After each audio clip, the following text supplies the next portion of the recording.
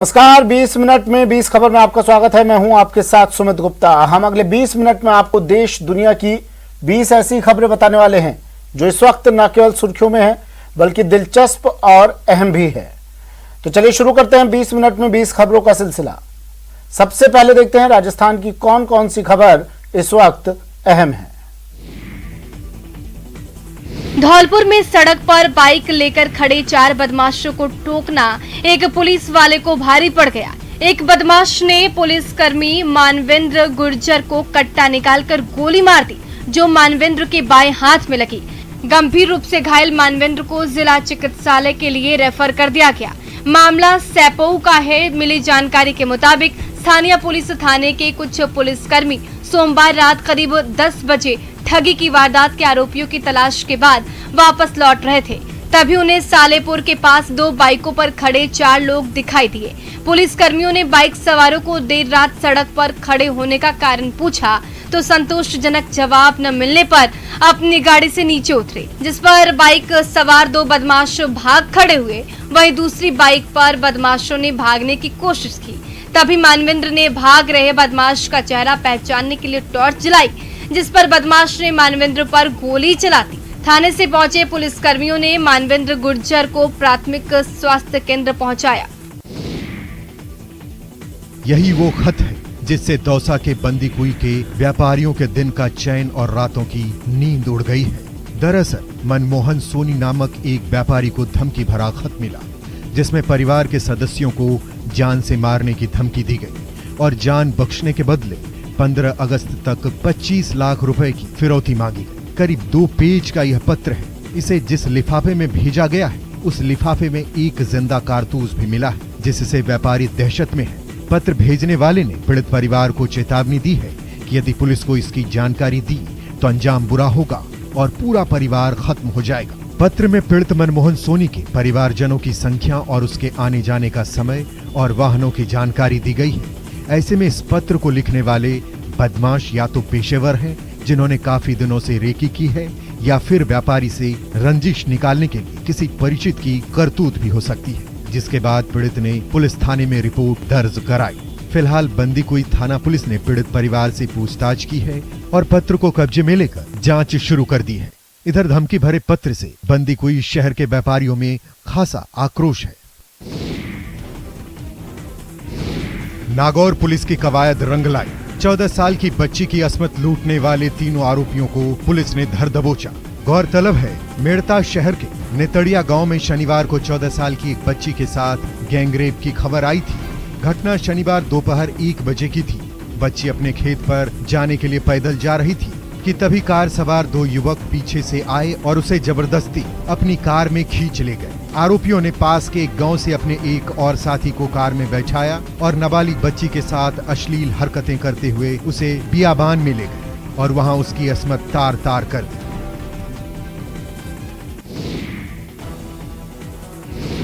Board पर साफ साफ चेतावनी है, कुंडा में नहाना खतरे से खाली नहीं, लेकिन लोगों को इसकी फिक्र कहाँ। वो तो बस डुबकी लेने में मस्त है, इस बात से बेफिक्र कि अगली डुबकी में उनकी जान भी जा सकती है। तस्वीरें अलवर की है। सरिस्का बाग अभ्यारण्य क्षेत्र के नलदेश्वर कुंड में जान जोखिम में डालकर लोग मौज मस्ती करते दिखाई दे रहे हैं, जबकि इस कुंड में बारिश आने पर अचानक पानी बढ़ जाता है और हर साल हादसे होते हैं। इसके बावजूद प्रशासन ने यहाँ सुरक्षा के कोई इंतजाम नहीं किया है। मानसून अभी पूरी तरह से सक्रिय है और पहाड़ों में थोड़ी बारिश से ही झरने चालू हो जाते हैं, जहाँ सैकड़ों की संख्या में लोग बेझिझक पानी में नहाते हैं। प्रशासन को ऐसे स्थानों पर सुरक्षा गार्ड तैनात करने की जरूरत है, जिससे जान माल का नुकसान न हो सके। नहाते हैं हर बार, लेकिन यहाँ पर कोई कोई दुर्घटना होती है और यहाँ पर कोई भी किसी भी मतदान मापदंड या कोई पुलिस या कोई ऑफिसर या कोई भी बोर्ड भी लग जाए साहब, हम तो खड़े ना जाते लगे हुए हैं।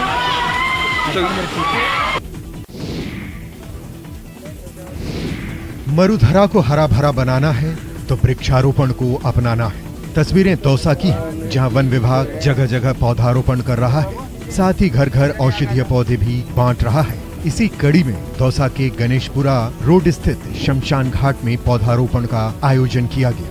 इस कार्यक्रम में उपवन संरक्षक वी केतन कुमार सहित कई समाज सेवियों ने पौधे लगाए। पौधारोपण कार्यक्रम के बाद घर घर औषधीय योजना के तहत वितरित किए जाने वाले पौधे तुलसी, गिलोय, अश्वगंधा, कालमेघ का वितरण भी किया गया। मुझे लगता है कि ऐसे इनिशिएटिव्स बहुत ज़रूरी है इस जैसे एरिया में ग्रीनरी हो एंड जो अच्छे प्लांट्स है, पीपल है, बड़ है, नीम है, इस टाइप के प्लांट्स हो ताकि लोग आएँ यहाँ पे एंड छाँव मिले एंड लोगों को याद रहे कि इस एरिया का इम्पोर्टेंस क्या रहे। भक्तों की कामनाएं पूरी करने वाला, कंगालों को मालामाल बनाने वाला मंदिर आज खस्ता हाल है। जी हाँ, कोटा का चांदमारी बालाजी मंदिर आज अपने अस्तित्व की लड़ाई लड़ रहा है। दरअसल चंबल नदी के किनारे स्थित इस मंदिर के नीचे की मिट्टी पानी से कटाव के कारण सरक गई है, जिसके कारण इस मंदिर पर खतरा मंडरा रहा है। 150 साल पुराना है सब, और इस बारिश में इतना कटा हुआ है जो शायद कभी नहीं हुआ। धीरे धीरे कटते हुए जमीन बिल्कुल मंदिर के नजदीक आ गई। अगर ये स्थिति रही और 2 घंटे बारिश तेज आ गई तो ये मंदिर अपना अस्तित्व खो देगा। गांधी सागर सहित चंबल के दूसरे बांधों की जलस्तर को मेंटेन करने के लिए कोटा बैराज से लाखों क्यूसेक पानी छोड़ा जाता है, जिससे डाउन स्ट्रीम में बसी कई कॉलोनियां डूब जाती है। साल 1978 में कोटा बैराज तक ब्रजराज भवन तक सुरक्षा दीवार का निर्माण कराया गया, लेकिन उसके बाद ये काम ठप पड़ गया है। आदि बद्री और कनकाचल पर्वत को खनन मुक्त करने की मांग को लेकर पिछले 206 दिनों से धरने पर बैठे साधु संतों का आंदोलन समाप्त हो गया है। सोमवार को आमरण अनशन पर बैठे 14 साधुओं का 5वां दिन था। अनशन पर बैठे साधुओं की बिगड़ती स्थिति और उनकी मांगों को लेकर सरकार सक्रिय हुई। मुख्य सचेतक महेश जोशी की पहल पर नगर के विधायक वाजिब अली और कलेक्टर हिमांशु गुप्ता ने पूर्ण आश्वासन देते हुए कहा कि साधु संतों की मांग को लेकर राज्य सरकार बहुत गंभीर है। इस पर संरक्षण समिति के अध्यक्ष राधाकांत शास्त्री ने विधायक वाजिब अली और जिला कलेक्टर हिमांशु गुप्ता की बात पर भरोसा जताते हुए कहा कि ये बात सही है कि वर्तमान में लागू आचार संहिता के चलते सरकार चाहकर भी हमारी मांग पर कोई घोषणा नहीं कर सकती। राधाकांत शास्त्री ने विश्वास व्यक्त किया कि 15 दिन के भीतर मुख्यमंत्री निर्णायक बैठक कर आदि बद्री और कनकाचल पर्वत को पूरी तरह से संरक्षित करें और एक ऐतिहासिक आंदोलन के लिए तैयार रहें।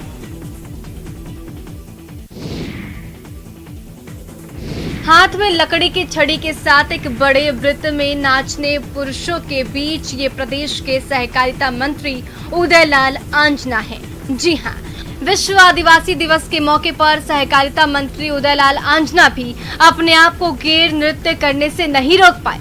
उन्होंने अपने विधानसभा क्षेत्र के गांव में आदिवासी समुदाय के लोगों के साथ ढोल की थाप पर पारंपरिक नृत्य किया। गौरतलब है कि गेर राजस्थान का पारंपरिक लोक नृत्य है जो सभी समुदायों में प्रचलित है, लेकिन मेवाड़ और मारवाड़ में अधिक प्रसिद्ध है। इसे मारवाड़ में डांडिया गेर के नाम से और शेखावाटी में गिंदड़ के नाम से जाना जाता है। इस नृत्य की उत्पत्ति भीलों के एक नृत्य से हुई है। गेर जन्माष्टमी और होली पर किया जाता है। इस नृत्य को देखने के लिए पूरे संसार से लोग आते हैं।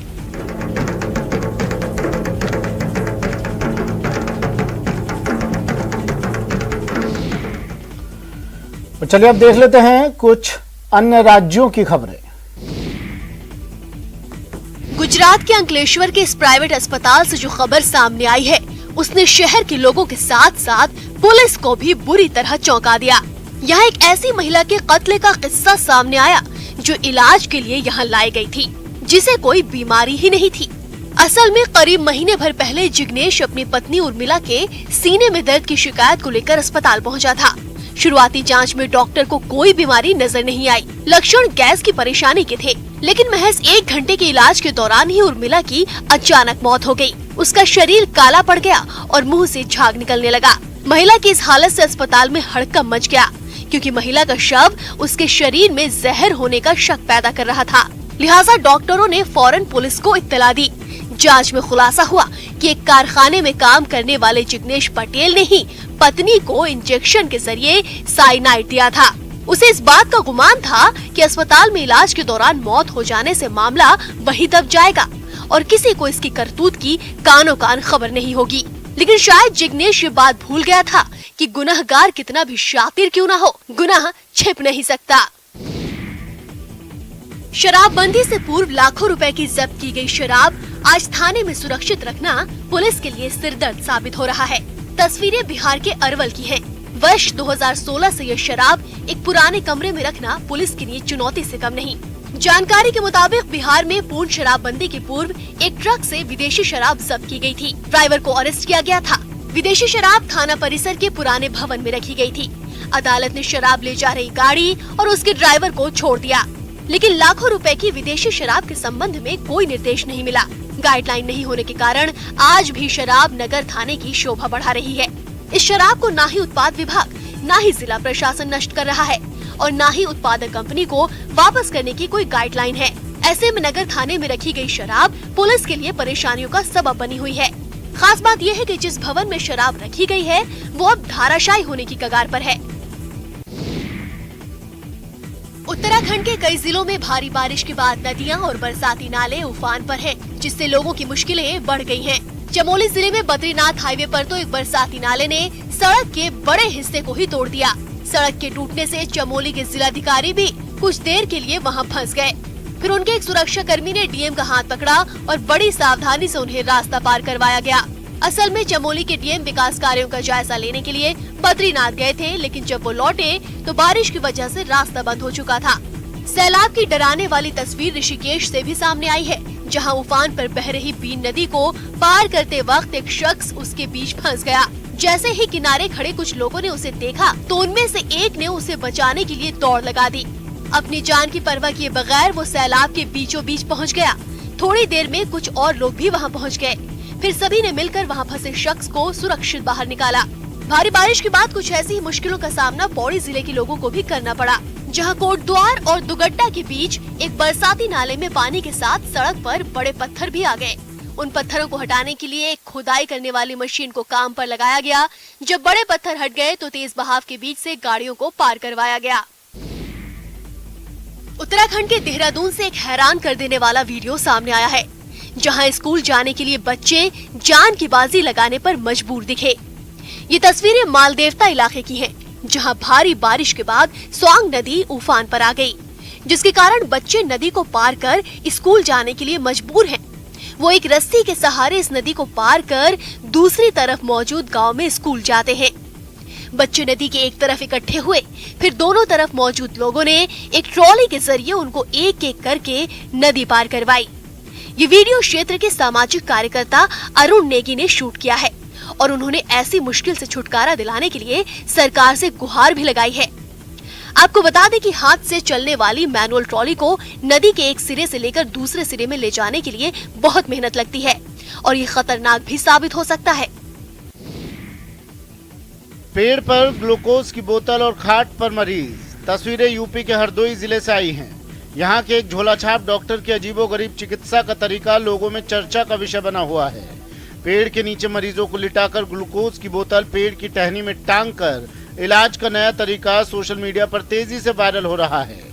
झोलाछाप चिकित्सक का ये वीडियो बनाकर किसी ने सोशल मीडिया पर वायरल किया, जिसके बाद मुख्य चिकित्सा अधिकारी ने इस मामले में जांच और कार्रवाई के निर्देश दिए।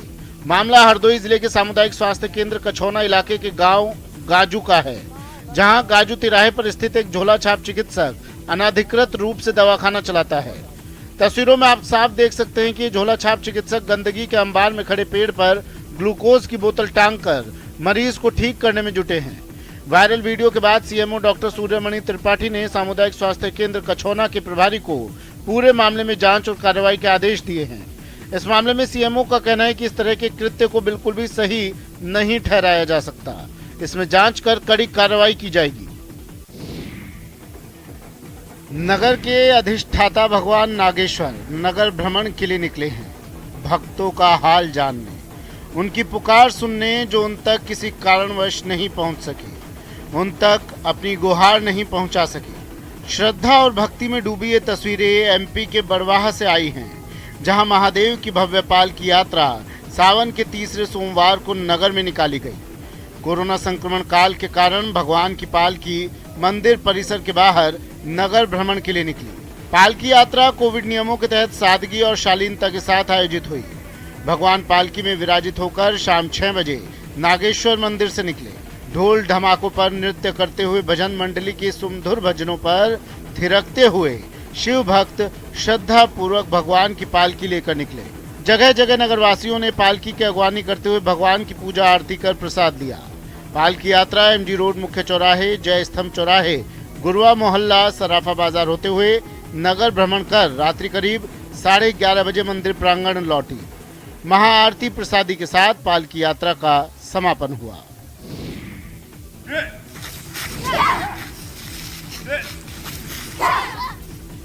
दमदार मुक्का जोड़ने के लिए लड़कियां पसीना बहा रही हैं। सड़क किनारे खड़े शोहदों को सचेत कर रही हैं। फिक्रबाजी से बाज आओ या हाथ पांव तोड़वाने के लिए तैयार हो जाओ।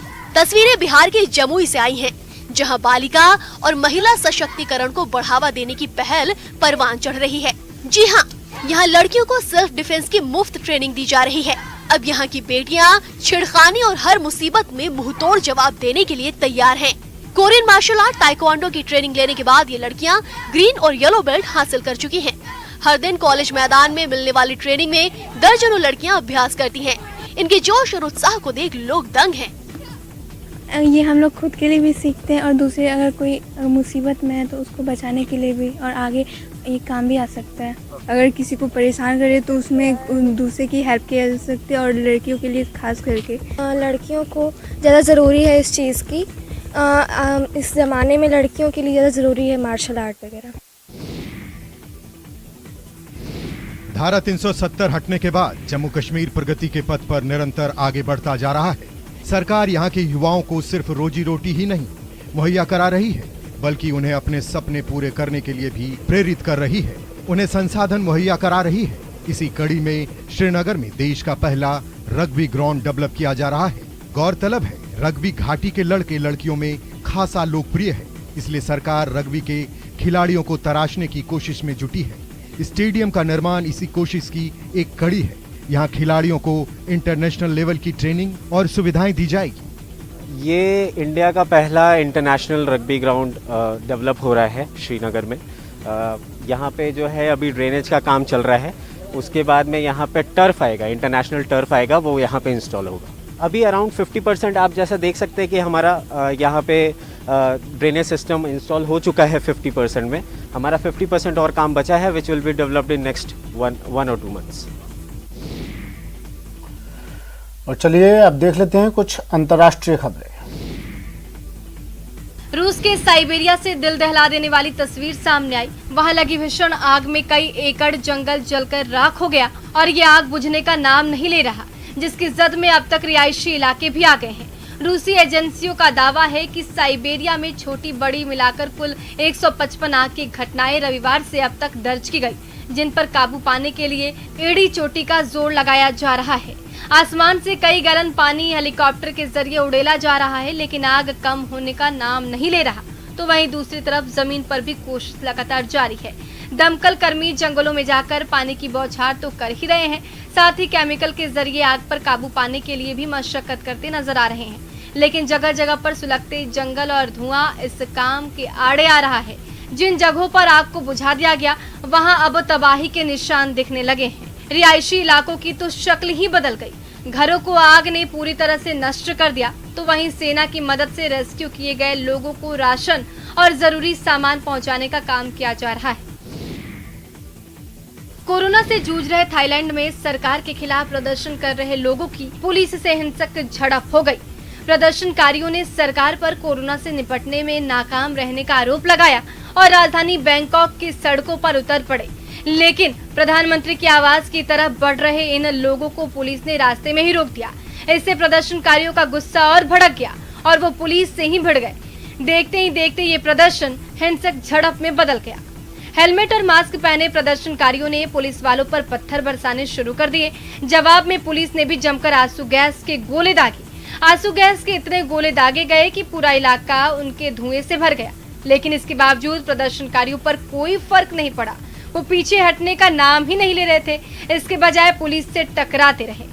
लोगों को खदेड़ने के लिए उन पर पानी की बौछार भी की गई, लेकिन ये तरीका भी बेकार साबित हुआ। कई बार तो प्रदर्शनकारी पुलिस पर भारी पड़ते नजर आए। इस झड़प में कई प्रदर्शनकारी घायल भी हो गए, जबकि कुछ पुलिस वाले भी चपेट में आ गए। दक्षिण अमेरिकी देश पेरू में नई सरकार के खिलाफ प्रदर्शन और तेज हो गए। वहां कुछ दिन पहले ही लेफ्ट विंग के पेड्रो कास्तेलो को राष्ट्रपति चुना गया, लेकिन वामपंथ पर देश को बर्बाद करने का आरोप लगाने वाले लोगों का एक तबका उनके खिलाफ उतर आया और प्रदर्शन शुरू कर दिया। सैकड़ों की तादाद में लोग राजधानी लीमा की सड़कों पर उतरे और राष्ट्रपति कास्तेलो के खिलाफ प्रदर्शन शुरू कर दिया। एक मार्च निकाला गया जिसमें लोग बैनर, पोस्टर और झंडे लेकर शामिल हुए। इन लोगों ने राष्ट्रपति पेड्रो कास्तेलो को बर्खास्त किए जाने की मांग की। किसान परिवार से आने वाले कास्तेलो ने राइट विंग के नेता को बहुत कम अंतर से हराकर राष्ट्रपति का चुनाव जीता था, लेकिन वामपंथ से जुड़ाव की वजह से उनका विरोध शुरू हो गया है।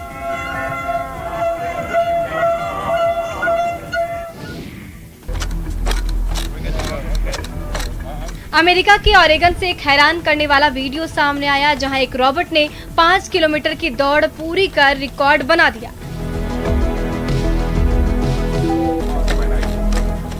दो पैरों पर चलने वाला ये रोबोट ओरेगन स्टेट यूनिवर्सिटी में बनाया गया, जिसे ट्रायल के बाद इस रेस के लिए सड़क पर उतारा गया। जैसे ही रोबोट को इशारा मिला, उसने चलना शुरू कर दिया। इंसानों की तरह चल रहे इस रोबोट ने जल्दी ही दौड़ना भी शुरू कर दिया।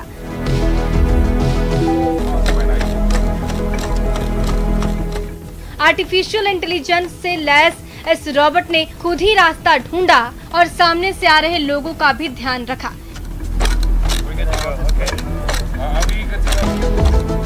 इस दौरान उसने 5 किलोमीटर तक की दूरी तय की और नया इतिहास रच दिया।